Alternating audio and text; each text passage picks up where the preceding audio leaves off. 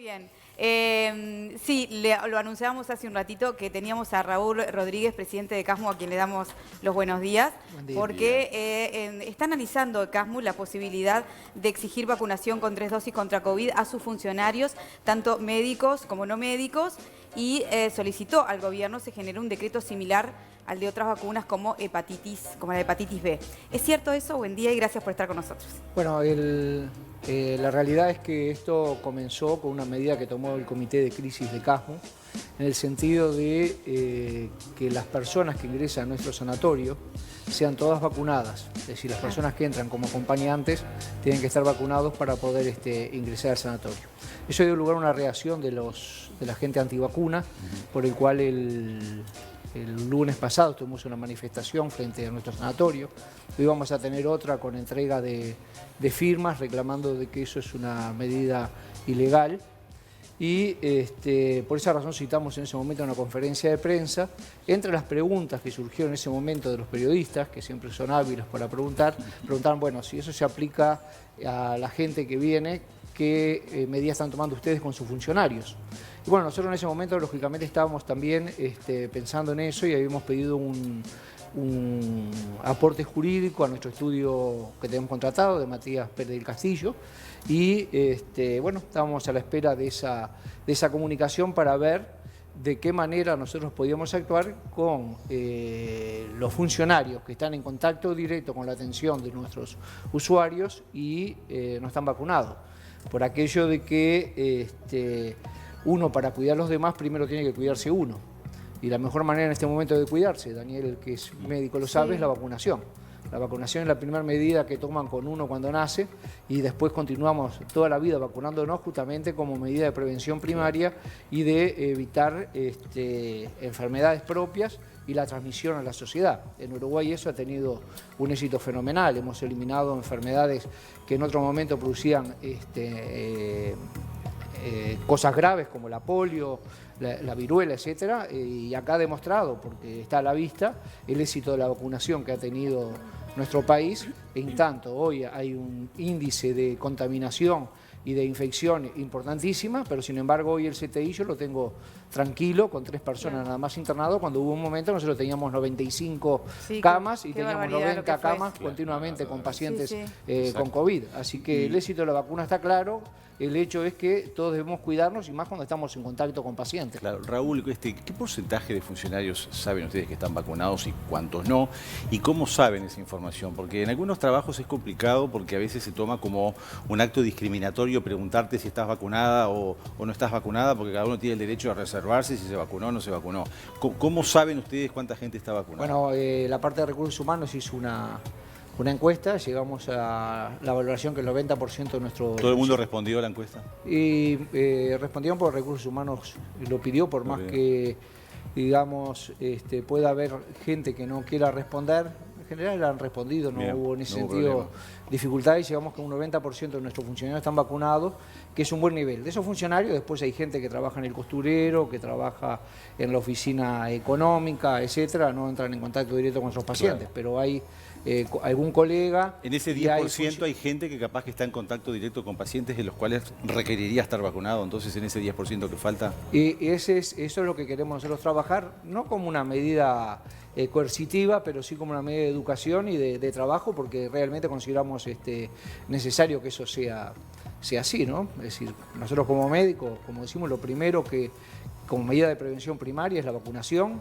que ha demostrado el éxito a nivel de toda la historia, ¿no? Claro. ¿Tienen algún avance de reunirse con las autoridades? Porque ya sabemos que desde Presidencia se dijo la vacunación no es obligatoria, pero quizás se pueda tener en cuenta todos estos planteos que se tienen. ¿Cómo se está avanzando y se va a tener alguna reunión con Presidencia? Bueno, el presidente, ustedes saben que está a favor de la libertad. Eso ha dado un resultado muy importante en nuestro país. Tanto desde el punto de vista de la salud como desde el punto de vista económico, el país anda realmente bien en ese sentido, pero eso es el país y otra es una institución de salud. Nosotros seguimos lo que el presidente manifestó.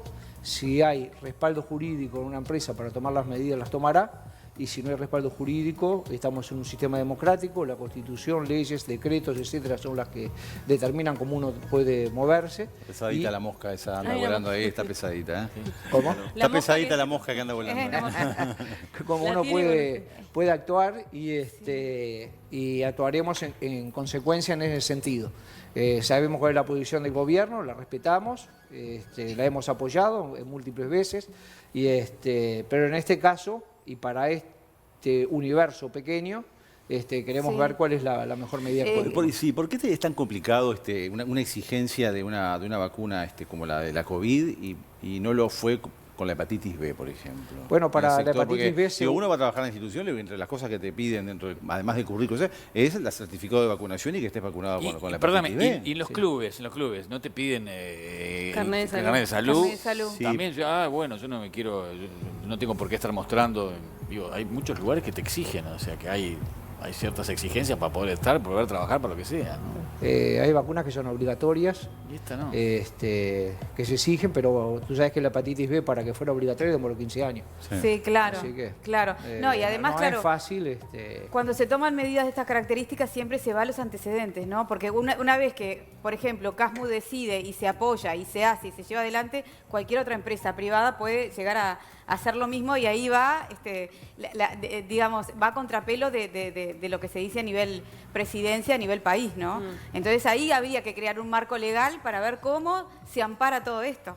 Bueno, para eso fue que hicimos la consulta. Claro. El doctor Matías Pérez Castillo está a la orden para responder. ¿Cuándo van a tener la respuesta? Y eso pienso que en esta semana está, pero él, si del punto de vista legal ella lo quiere consultar, lo pueden consultar. Él no tiene problema en dar su opinión sobre el tema enfocado al área laboral, no al país. El país lo maneja el gobierno, que como corresponde. Claro, Sí, que claro. haya una manifestación antivacunas en la puerta de la institución como ha existido en cualquier otro lugar, digo, no es un tema, obviamente, me parece a mí a preocupar. ¿Qué pasa con los usuarios? ¿Qué opinión tienen los usuarios de esa determinación, sí, de que los acompañantes para ingresar tengan que estar vacunados? Porque una cosa es hablar del personal que trabaja directamente con el paciente y que trabajan en la salud y deberían de dar el ejemplo, a un acompañante o una persona que está internada y tiene un acompañante no vacunado y capaz que no tiene muchos recursos de acompañamiento en su situación de salud internado, ¿no? Bueno, ¿Cómo manejan eso? Nosotros tenemos que, por un lado, vos sabés que el sanatorio es un lugar contaminado de por sí, ¿no? Entonces, ingresar personas no vacunadas al sanatorio, ya primero para cuidarlos a ellos, no sería nada bueno que ingresaran a un sanatorio con la gran chance de poder ellos mismos contaminarse y terminar internando un CTI por no tener la vacuna. Eso primero. Y segundo, evitar la difusión dentro del propio sanatorio de ese tipo de patología. Como te digo, las firmas que vamos a recibir supuestamente hoy en la manifestación que hubo el otro día y hoy es de Incluye socios usuarios. de CASMU. Incluye usuarios. De Bien. socios de CASMU que no están de acuerdo en no poder entrar a cuidar a sus familiares por no estar vacunados.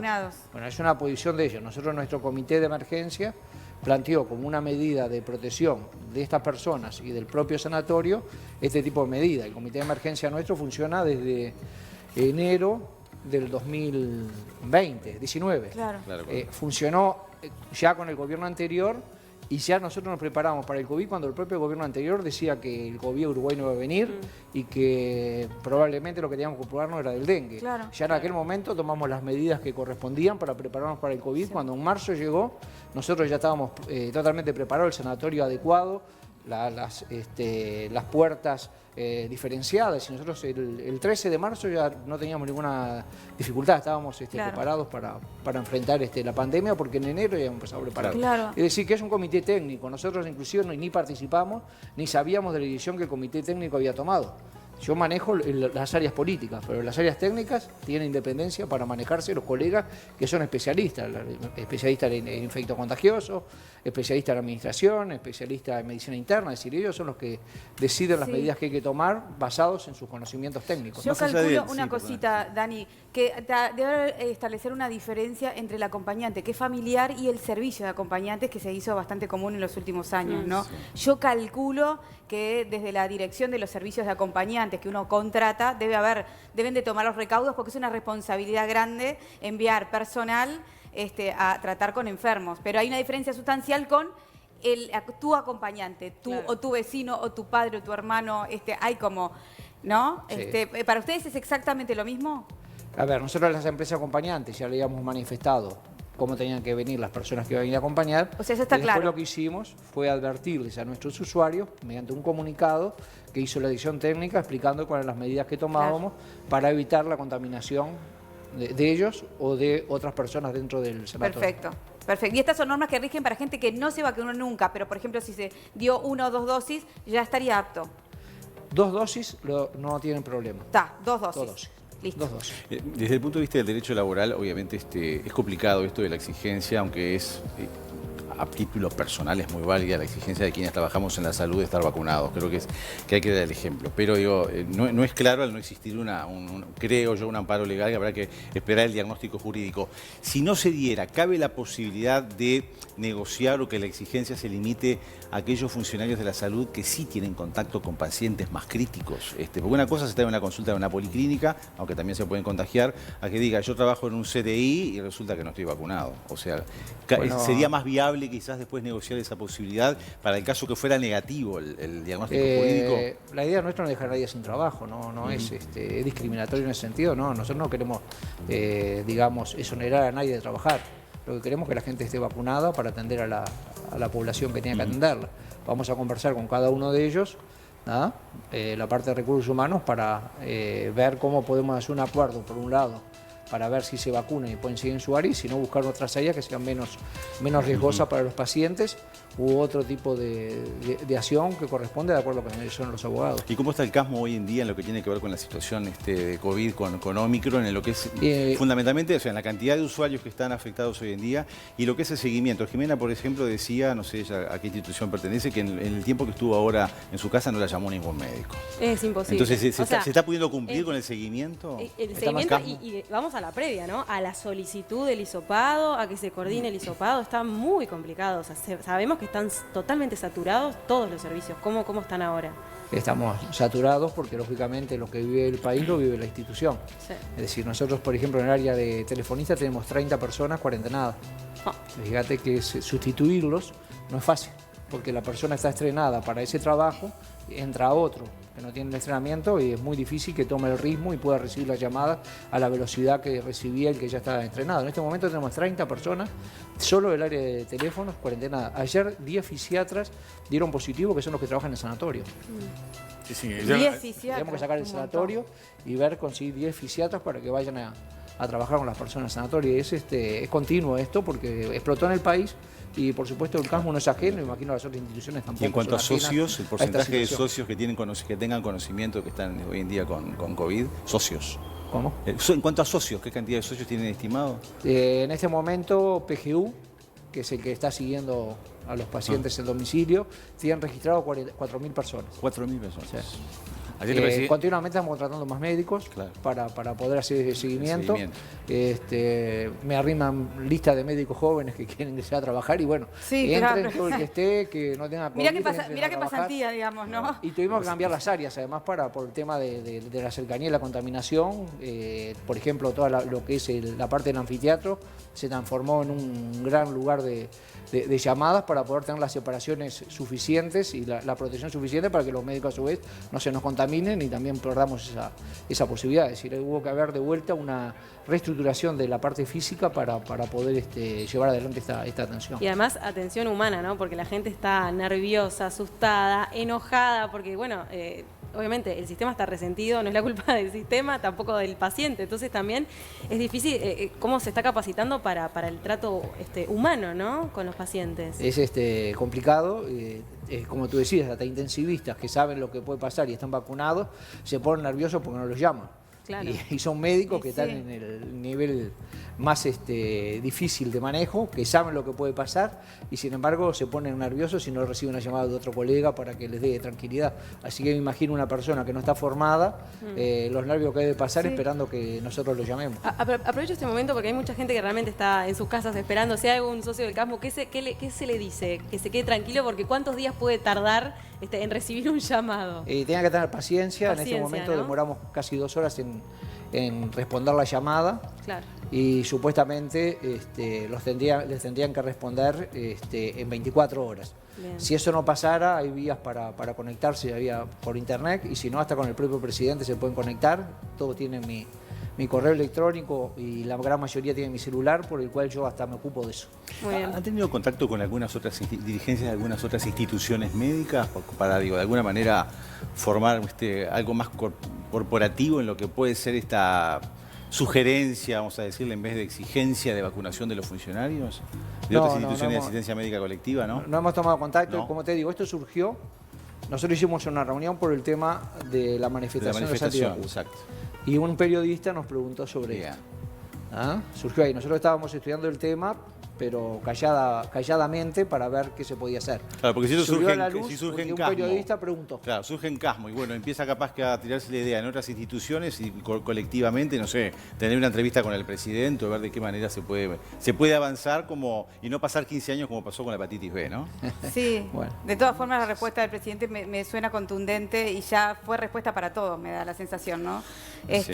A menos que haya una vuelta, ahora esperando esta respuesta del equipo, Jurídica. ahí está, del equipo con el que están trabajando ustedes. Exacto. Siempre cabe la posibilidad que haya entonces, o una pequeña variación, digamos, consideración del tema por esto todo lo que tú comentabas, ¿no? Por la cantidad de gente que se atiende, por el tipo de servicio, que no es el mismo que se da en otros lados. Estamos totalmente dependiendo de los médicos para salir de esta Sí, situación. la asistencia primaria, la que Sí, está sí, más claro. complicada. El presidente dijo ayer que se está gastando más de $1 millón por día en hisopados. Y lo que está pasando en el mundo es que a los asintomáticos no les están recomendando. No, es verdad, ya lo comentábamos, exacto. No, que ya hisoparse. exactamente.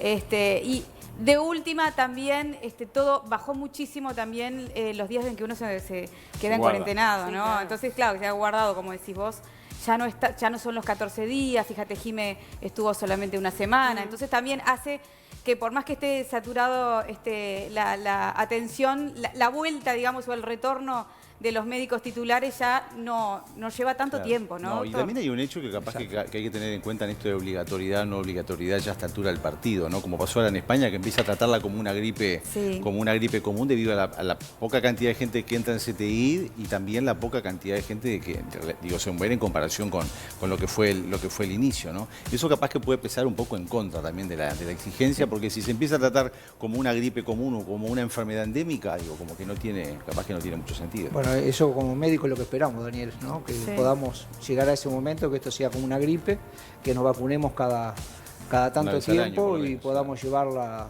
de manera sin tanto desasosiego como es hasta ahora. Pero la gripe también se lleva gente, ¿no? Ah, no, obvio. Sí, En invierno muere una buena cantidad de gente por gripe que normalmente no se da publicidad, pero eso pasa. Claro. Ahora no ha pasado porque hemos tomado todas las medidas para cuidarnos del COVID, ayudado para no agarrar la gripe. Pero el Ministerio está continuamente atento en ese sentido para cambiar los protocolos y se han ido adaptando los protocolos de acuerdo a la evolución de la pandemia y eso nos llega de manera constante y en ese sentido, si hubieran cambios, como dice Martín, pienso que rápidamente el Ministerio en ese sentido va a tomar medidas, siempre valorando lo que el presidente valora, que es la libertad. Ahí está. Bueno, Raúl Rodríguez, presidente de Casmo, muchas gracias por ustedes, aceptar la muchas invitación gracias. y por venir a esta piso a charlar Gracias. con nosotros.